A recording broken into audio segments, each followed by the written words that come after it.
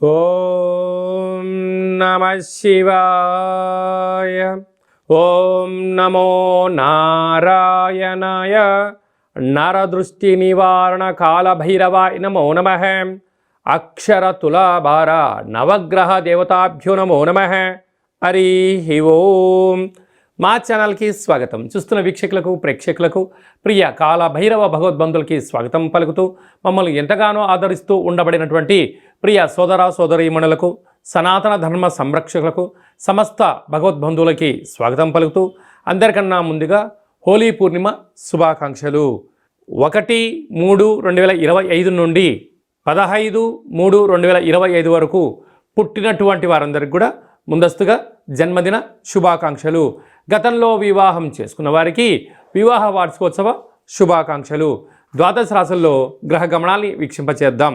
వృషభ రాశిలో దేవగురు బృహస్పతి సంచార స్థితి, మిథున రాశిలో కుజ భగవానుడు సంచార స్థితి, కన్య రాశిలో కేతు భగవానుడు సంచార స్థితి, కుంభరాశిలో ఏడాది తర్వాత రవి మరియు శని భగవానుడు యొక్క సంచార స్థితి, మీనరాశిలో బుధుడు శుక్రుడు రాహు సంచార స్థితితో ద్వాదశ రాశుల్లో గ్రహ గమనాలు ఈ విధంగా ఉన్నాయి. మకర రాశి వారికి హోలికా పూర్ణిమ సందర్భంగా ఒకవైపు ఏలనాటి శని చివరార్ధకాల సమయంలో ఉన్నప్పుడు గ్రహ దోషాన్ని ఎలా తొలగించుకోవాలి, గ్రహ ఐశ్వర్యానికి ఎలా స్వాగతం పలకాలో ఈ వీడియోలో సవివరంగా సంపూర్ణంగా తెలుసుకుందాం. మకర రాశిలో ఏ నక్షత్రాలు వస్తాయనగా ఉత్తరాషాఢ నక్షత్రంలోని 2, 3, 4 పాదాలు, శ్రవణ నక్షత్రంలోని 4 పాదాలు, ధనిష్ఠా నక్షత్రాలను 1, 2 పాదాలను కలిపితే మకర రాశి అవడం జరుగుతుంది. చాలామందికి పుట్టినటువంటి కాల సమయంలో డేటా ఆఫ్ బర్త్లో లేనటువంటి కారణం వలన పేరు యొక్క మొదటి అక్షరాన్ని అనుసరిస్తూ ఆ రాశిని తెలుసుకునే ప్రయత్నం చేద్దాం. జూ, జే, జో, ఘా, గి, బో, జా, జి అక్షరాల వారందరూ కూడా మకర రాశి జాతకులే.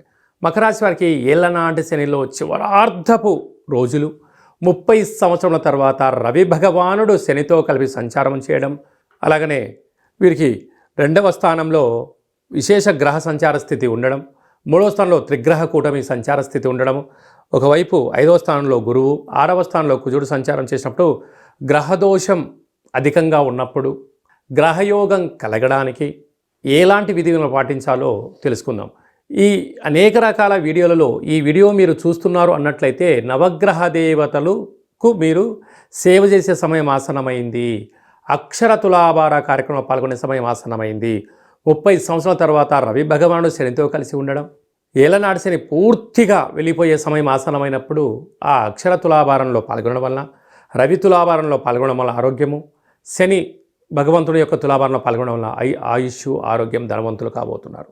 కనుక అక్షర తులాభారంలో పాల్గొందాం, ఏలనాటి శనిని తొలగించుకుందాం, రాబోయేటువంటి కొత్త ఉగాది పండుగకు స్వాగతం పలుకుదాం, ఈ 7.5 సంవత్సరాల పడ్డ కష్టాలకు స్వస్తి పలుకుదాం, రంగుల హోలీ అయినటువంటి హోలీ పండుగ పూజా కార్యక్రమంలో పాల్గొందాం, హానికరం లేనటువంటి రంగులతోనే కార్యక్రమాల్లో పాల్గొందాం.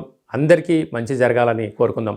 నీటి వ్యాపారస్తులు, హోటల్ వ్యాపారస్తులు, డాక్టర్లు, మెడిసిను, అన్నదానము, సాఫ్ట్వేర్ హార్డ్వేర్ ఉద్యోగస్తులు, వ్యవసాయ సోదరీమణులు, గృహ భవన నిర్మాణ కార్యక్రమం చేసేవారు, స్వయం వృత్తులు, అలాగే మార్కెటింగ్ రంగంలో ఉండబడిన వారు విదేశాలకు వెళ్ళాలని కోరిక చాలా మంచిదే. కానీ ప్రస్తుతం కాలమానం రాబోయే కాలంలో షష్ఠగ్రహ కూటమి రాబోతుంది కనుక గ్రహదోషం యొక్క ప్రభావం అనేక దేశాలపైన ఉండడం వలన సరైన పత్రాలు లేనటువంటి వారికి తిరిగి రిటర్న్ వచ్చే పరిస్థితి ఉంటుంది. కనుక అలా ఇబ్బంది పడకుండా నీతికి నిజాయితీకి మకర రాశి జాతకులే కేంద్ర బిందువులు.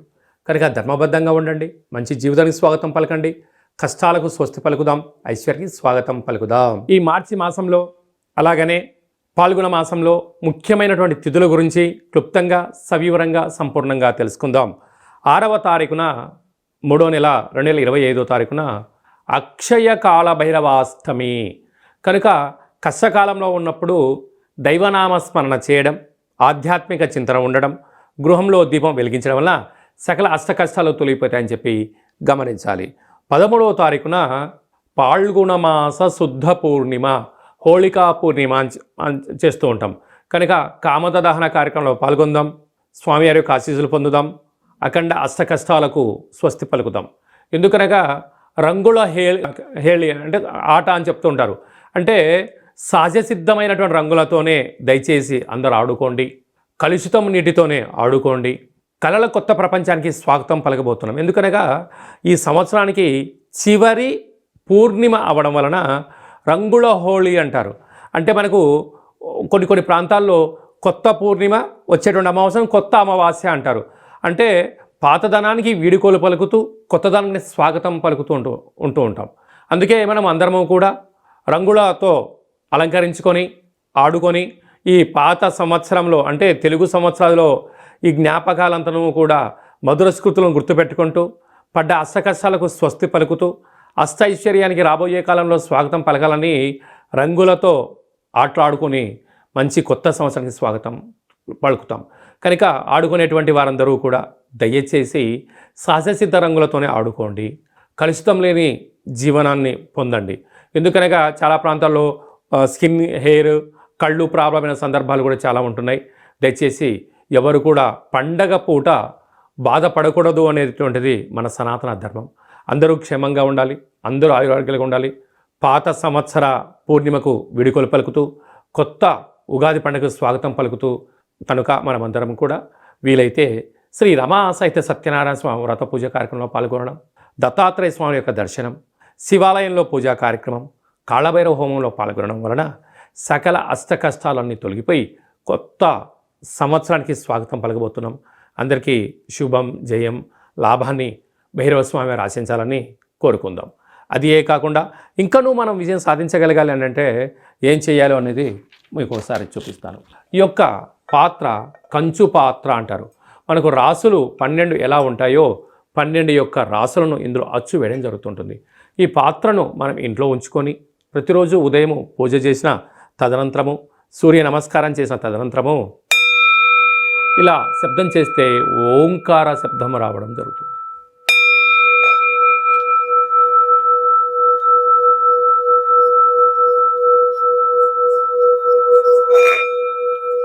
ఈ శబ్ద తరంగాన్ని ఇంట్లో సృష్టించడం వలన, ఓంకార శబ్దం వలన ఇంట్లో ఉండబడినటువంటి జ్యేష్ఠాదేవి అనగా దరిద్ర దేవత బయటికి వెళ్ళడం, లక్ష్మీమాత గృహంలోకి గళ్ళు గళ్ళుమంటూ రావడం జరుగుతుంది. కనుక ఈ కాళభైరవ స్వామికి అక్షయపాత్ర, కాళభైరవ స్వామికి పిరమిడ్లు, డాలరు, కంకణము మీకోసం ప్రత్యేకంగా కాళభైరవ హోమాన్ని చేయించి వీడియో కాల్ ద్వారా చూపించి 27 రకాల వస్తువులతో దిష్టి తీయించడం జరుగుతుందని చెప్పి కూడా గమనించాలి. అలాగే మనం నవగ్రహాల చేత బాధపడే వాళ్ళమందరము కూడా ఓ చిన్న రెమెడీ పరిహార కార్యక్రమాన్ని కూడా ఏర్పాటు చేయడం జరుగుతుంది.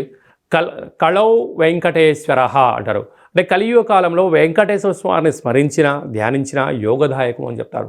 కనుక గ్రహదోషాలు, సకల దోషాలు తొలగిపోయి వాటిని నశింపజేసే శక్తి భగవంతుడికి ఉంటుంది. అలాగని మనకు ప్రతి నెలలో మనకు ఆదివారము, సోమవారము, మంగళవారం అని చెప్పి 4 మంగళవారాలు, 4 శనివారాలు లేక 5 సోమవారాలు వస్తూ ఉంటాయి.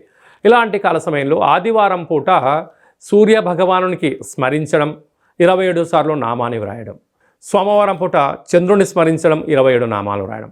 ఇలాగ వారంలో 7 రోజులకు 9 గ్రహాలకు నామ ఇతి మంత్రియత అంటే నామాన్ని స్మరించడం, నామాన్ని వ్రాయడం వలన భగవంతుడి యొక్క ఆశీస్సులు మన మీద ఉంటాయి. ఈ ఆదివారం రాసినటువంటి పత్రాలను మన యొక్క దేవాలయంలో నవగ్రహ తులాభార, అక్షర తులాభార మహోత్సవ కార్యక్రమాన్ని ఏర్పాటు చేయడం జరిగింది. ఒకవైపు సూర్యభగవాను త్రాసులో కూర్చోబెట్టడం, మరోవైపు మనం రాసిన అక్షర పత్రాలను అందులో ఉంచి తులాభారం చేయడము, ధాన్యంతో తులాభారం చేయించి వీరందరికీ ప్రత్యక్ష ప్రసారాన్ని ఏర్పాటు చేయడం జరుగుతుంటుంది. కనుక కేవలం ఒక 108 నామములతో మనము రాసి మీరు పంపించినట్లయితే, ఈ రాయాలి అనుకుంటున్న వారందరూ కూడా ఈ కింద మనం సంప్రదించినట్లయితే ఈ రాసే పత్రాలను వాట్సాప్ ద్వారా కానీ కొరియర్ ద్వారా కానీ మీకు అందజేయడం జరుగుతుంది. రాసిన తర్వాత మళ్ళీ ఫోటో తీసి వాట్సాప్లో పంపిస్తే సూర్యగ్రహ దోషం ఉన్నప్పుడు సూర్యగ్రహ తులాభారంలో, శని భగవాను యొక్క దోషం ఉన్నప్పుడు శని భగవాను తులాభారంలో ప్రత్యక్ష ప్రసారాన్ని వీక్షింపజేయచ్చు, భగవంతుడి యొక్క ఆశీస్సులు పొందగలరు అని చెప్పి ఒక చిన్న విన్నపం. ఎందుకనక ప్రతిరోజు నిత్య నైతిక కార్యక్రమంలో 5 నిమిషాలు భగవంతుడి కోసం కేటాయిద్దాం, గ్రహ దోషాలు తొలగించుకుందాం, ఐశ్వర్యానికి ఆనందానికి స్వాగతం పలుకుదాం అనేటువంటిది చిన్న విన్నపం. అలాగనే మీ వ్యక్తిగత జాతకం తెలుసుకోవాలనుకుంటున్నారా? మీరు పుట్టినటువంటి తేదీ, నెల, సంవత్సరం, సమయం వ్రాసి మీరు వాట్సాప్లో పంపించగలిగినట్లయితే 100 సంవత్సరాల జాతకాన్ని సవివరంగా సంపూర్ణంగా వ్రాసి పంపించి మీరు పుట్టినప్పుడు గ్రహ గమనాలు ఎలా ఉన్నాయి, ప్రస్తుతం ఎలా ఉంటున్నాయి, రాబోయే కాలంలో ఎలా ఉండబోతున్నాయో సవివరంగా తెలియజేయడం జరుగుతుంటుంది. మన దగ్గర అదే కాకుండా డేటా ఆఫ్ బర్త్లు లేనటువంటి వారికి మీ పేరు యొక్క మొదటి అక్షరాన్ని అనుసరిస్తూ రాశిని తెలియజేస్తూ రాశి యొక్క స్థితిగతులను మీకు తెలియజేస్తూ రమణ శాస్త్రం ద్వారా అనగా కాళ్ళ భైరవ ఉపాసన చేత గవ్వల ద్వారా భూత భవిష్యత్ వర్తమానాన్ని తెలియజేయడం జరుగుతుంది. అలాగే పుట్టినటువంటి పిల్లలకు ఆధ్యాత్మికమైన నామాలు ఎలా పెట్టాలో మీరు ఏమైనా సతమతమవుతుంటే ఆ పుట్టినటువంటి సమయాన్ని రాసి పంపించినట్లయితే ఆధ్యాత్మికమైన నామాలను కూడా మీకు రాసి పంపించడం జరుగుతుంది. అలాగనే ప్రేమికుల మధ్య విభేదాలు కానీ, భార్యాభర్తల మధ్య ఆటంకాలు కానీ, స్వల్పంగా ఉన్నప్పుడు చిలికి పెద్దగా చేసుకొని పోలీస్ స్టేషన్లు గొడవలు అంటూ విడిపోయే పరిస్థితి అలాగా తెచ్చుకోకుండా సమస్య ఎందుకు వస్తుంది, వాటిని నివారించడం ఎలా అనే విషయాన్ని తెలుసుకున్నట్లయితే మనం సంపూర్ణమైనటువంటి స్వామివారి యొక్క సేవలో ఆధ్యాత్మిక చింతనగా ఉంటూ దైవనామాన్ని స్మరించడం వలన మిమ్మల్ని అద్భుతమైనటువంటి ఈ కష్టాలకు స్వస్తి పలికి ఐశ్వర్యం స్వాగతం ఎలా పలకాలో తెలియజేయడం జరుగుతుంది. కనుక ఆసక్తి గలవారు ఈ కింద మంది అపాయింట్మెంట్ తీసుకొని సంప్రదించగలరు. అందరికీ శుభం, జయం, లాభం జరగాలని కోరుకుంటూ కొత్త పూర్ణిమకు స్వాగతం పలుకుతూ ఈ సంవత్సరానికి విడుకోలు పలుకుతూ రంగుల హోళీ శుభాకాంక్షలు మరొకసారి అందరికీ ఆశీర్వచనం. శతమానం భవతి శతాయు పురుష సతేంద్రియ ఆయుష్యేవేంద్రియే ప్రతిష్టతి. ధనం ధాన్యం బహుపుత్రలాభం శత సంవత్సరం దీర్ఘమాయు. సర్వే జనా సుఖినో భవంతు. లోకా సమస్తా సుఖినో భవంతు. సర్వం నవగ్రహ దేవత అక్షరతులాభార దేవతార్పణమస్తు. హరి ఓం. ఈ వీడియో మీకు నచ్చినట్టయితే లైక్ చేయండి, షేర్ చేయండి, మా ఛానల్ని సబ్స్క్రైబ్ చేసుకోండి. మేము చేస్తున్న ఆధ్యాత్మిక వీడియోలు అందరికన్నా ముందుగా మీరు వినాలి అనుకుంటున్నట్టయితే ఆలన బటన్ తెలియచేయండి. ఈ యొక్క వీడియోని భగవద్బంధులకు, మిత్రులకు, స్నేహితులకు చేరవేసి వారి క్షేమం గురించి కూడా మీరు ఆలోచించే ప్రయత్నం చేయండి. సర్వత్రా శుభం, జయం, లాభం కలుగుతుంది.